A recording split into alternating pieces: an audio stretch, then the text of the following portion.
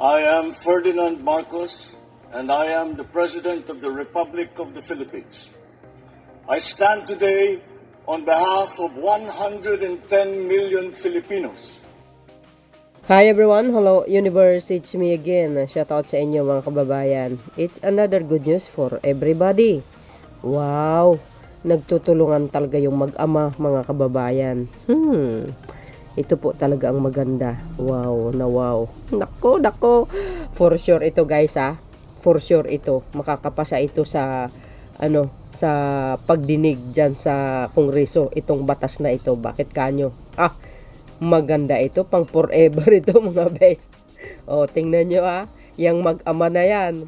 Nakafocus sila sa pakikinabangan ng mamayang Pilipino. Ganon dapat, 'di ba? Aksyon, hindi hanggang salita.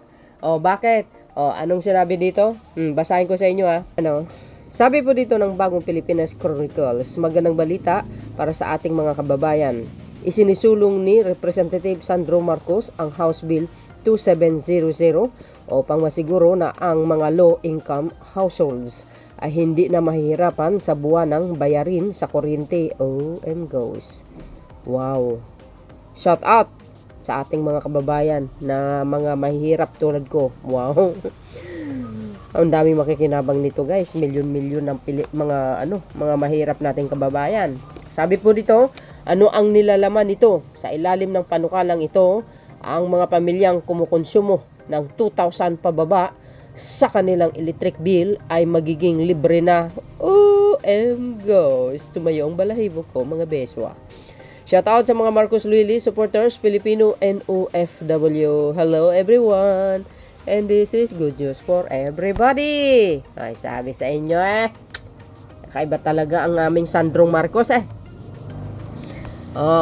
lalo na ito pag naging presidente. Mga kababayan, baka mas tatalunin niya si papa niya sa galing, Pero hindi naman 4K, guys, ng mag-ama, magkapareho. Pero kanya-kanyang galing yan, 'di ba?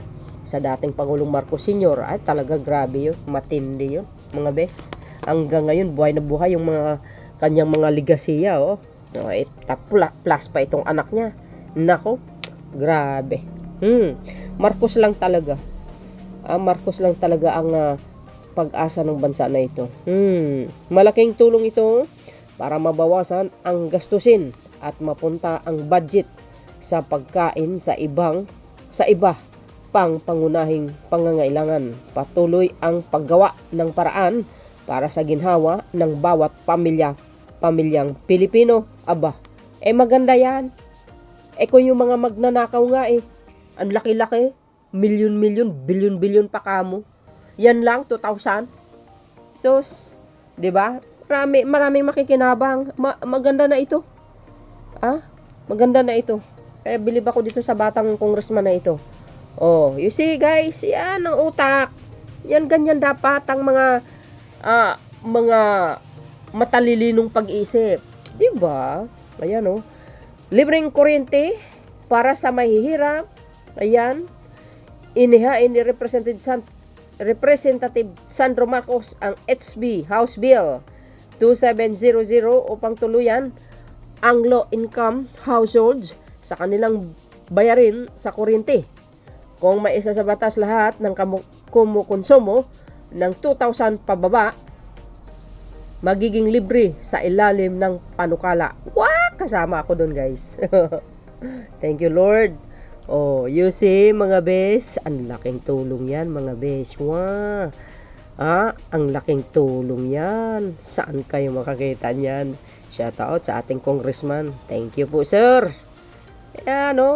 Tingnan nyo na lang, mag-ama. Nagtutulungan. Ganun din yung tito niya, yung pinsan niya, si dati Speaker Martin, nanawagan doon sa House, 'di ba? Na ang panawagan po ni Congressman Martin Romualdez, ipopost ko po 'yan. Kailangan tulungan ng Pangulo para maipasa yung mga batas na talagang kanyang dapat ipasa.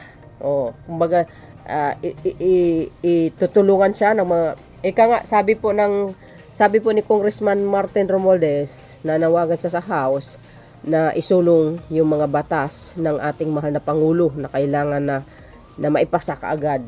Oh, ay nako, baka kasama na po ito. Pati yung ano guys no travel taxes at saka no pay. 'Di ba? Yung pag once na nag-absent ka, walang bayad dapat yun. Dapat lang. Kasi maraming congressman na out of the country na tsaka yung iba hindi pumapasok, nagsisweldo. O 'di ba? No work no pay pala yung isang panukalang batas niya, napakaganda yun, guys. Tinamaan yung mga dilis. Yung mahilig mag-absent sa kongreso, di pumapasok. No pay, no work. Galing talaga ng batas ni Congressman Sandro. Tumpak talaga, guys. Kaya gusto ko tong congressman na ito, sa totoo lang. Hay nako, sana ganyan man lang sana ang ginagawa ng mga batang congressman katulad ni Katok at saka si 'di ba si Meow Meow at saka si Aw Aw. Walang ginawa kundi manira na lang sa social media. Ito ang the best. Congressman Sandro, gagawing batas na. Wow! Hindi tulad ng isang senador diyan, pangako niya. 'Di ba? Libreng kuryente. Oh, ngayon, naunahan ka na. Oh, 'di ba? Naunahan na siya. Yan. Kilala niyo naman siguro yung senador na 'yon, 'di ba? Pangako niya 'yan hanggang ngayon wala. Oh, kaya ang kumilos si Congressman Sandro na. Oh, sosyalin mga bes. Oh, 'di ba? Tingnan yung mga nagko-comment. Oh, sabi dito guys, naman ko, yes, libre na kami, hahaha. Saya-saya nila. Ay, naku guys, ang laking tulong po yan. 2,000, laking bagay na yun Ang galing talaga ni Congressman Sandro. Good job, sir. Oh, maraming salamat talaga sa pagmalasakit namin. Malasakit naming mga mahirap. Ay, siyempre guys, 'di ba? Yung mga ganitong klaseng pag-iisip, mga idea. Talaga namang hindi lang 100 Pilipino, milyon-milyon na Pilipino makikinabang dito, guys. Sabi, paano yan 5K? Sana less na yung 2K. Ito naman, ikaw naman. Kung ano po yung nakalagay dyan sa batas, yun na po yun. Magpasalamat na lang po tayo, di ba? Sabi dito, ang tigas mo rin paintindihin. Damn, sir. 20K? Ngani? Oo, laking bagay yan, guys, Oh, hindi ka mahirap pag 5K, pataas kuryente mo. Di ba? Grabe. And yung law system o exist, iba to sa ibang konsumidor. Ang saya ng buhay nila dapat patas. Sagay. Ay, salamat. Sana ma-approve. Yeah, for sure ma-approve yan, guys. Lalo po yung mga ibang congressman natin dyan, talagang gustong-gusto nila yung ganyan. Di ba? Malaking katulungan yan. Yan si Sir Sandro Marcos, may ginawa para sa mahihirap na mga Pinoy. Totoo yun. Even si Pangulong Marcos Jr. Tingnan nyo naman, guys. Yung walang gutom kitchen sa Pasay. Grabe, dekada na. Mga panahon na nagdaan. Walang mga ganyan. Ang daming palaboy-laboy nang lilimos para sa pagkain nila. Pero ngayon tingnan nyo, araw-araw ang dami. Biro nyo. At kudos din naman sa ating mga kababayan na talagang tumutulong sa malalaking mga hotel, mga malalaking kumpanya na yung sobra-sobra yung ulam nila hindi na uubos sa kaldero, hinahatid nila doon. 'Di ba? Hindi lang 'yun, ang iba nagdo-donate nga 'Di ba, guys? Yun ang dapat na natutukan yung ating mga mahihirap. Dahil ang buhay natin dito sa mundo, dalawang bagay lang yun mahirap at mayayaman. 'Di ba? So, si Pangulong Marcos Jr., Congressman Sandro, dating Speaker Martin, focus lang talaga sila sa mga pagtulong sa kapwa Pilipino. Oo, totoo yun. Kaya minsan naisip ko, bakit naman itong mga ibang kapwa nating Pilipino, gumawa na lang sila ng maganda, sinisiraan pa ang Pangulo. Diba? Grabe. Anong sabi? Basahin. House Majority Leader Sandro Marcos naghain ng panukalang para sa gobyerno. Hindi ibang consumer ang pumasan ng subsidy sa kuryente na ibinibigay sa mahihirap na pamilya. Ayan o. Wow. Grabe guys oh. Yan o. Hindi ko na babasahin ha. Ayan, nakita nyo naman no. Yun ang house bill. Ano yung nakalagay? 2700. Ayan o. Nabasa natin yan o. Maliliit na guys. Hindi ko na makita. Basta yung importante. Yan po yung kanyang ipinasa. Wow, galing. Antindi nito guys ha. Sabi po ng Abante News Online. Woo! Sosyalin talaga. Ganyan dapat. Ang piliin nyo ng mga politician. Tinalo pa yung mga yung mga old. Lalo na yan si Eres. Ano na ginawa? Kumuda. Di kayo naloka. Ayan pa ha. Binalita pa ng Pampanga today. Galing talaga. Libreng kuryente sinulong ni Sandro Marcos. Free electricity for low consumption household act. Wow. Ganda. Alam nyo guys, pag ganito yung mga panukalang batas talagang ang bilis ng tibok ng puso ko sasaya baga.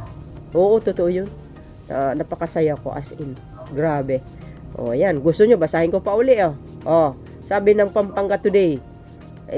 Ito yung isa sa mga Pampanga Today.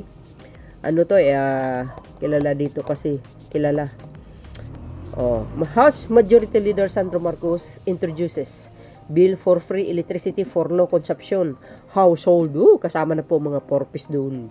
House Majority Leader Sandro Marcos has filed House Bill number 2700, also known as the Free Electricity for Low Consumption Household Act. Isa sa pinaka magandang batas na talagang ang kanyang ipinasa. The best ito guys, pang forever. Pang forever talaga ito.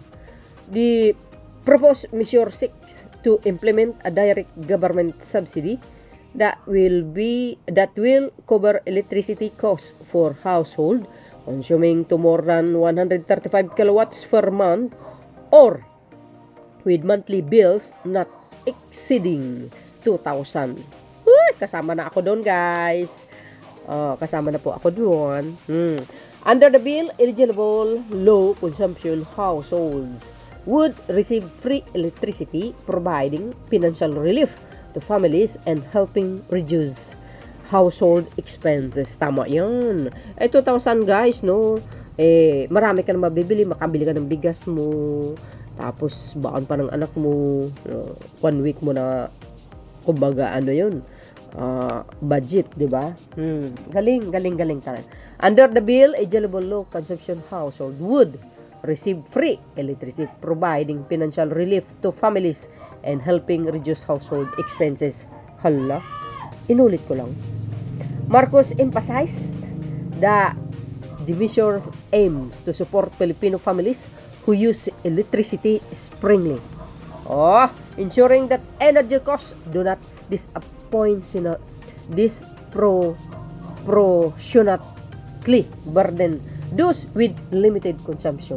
Lalo na guys, mga nagtatrabaho sa construction worker, mahina ang kanilang mga kita. Ito, pagdating sa kuryente nila, kahit paano, di ba? Ang laking tulong talaga. Grabe. Ang tindi talaga, mga kababayan. Ako'y natutuwa. So, yun mga best. Ano po ang masasabi nyo? Siyempre napaka, di ba, nakaka-overwhelm at natutuwa kayo dito. Thank you guys! Thank you for watching. See you again on my next upload. Don't forget to follow me.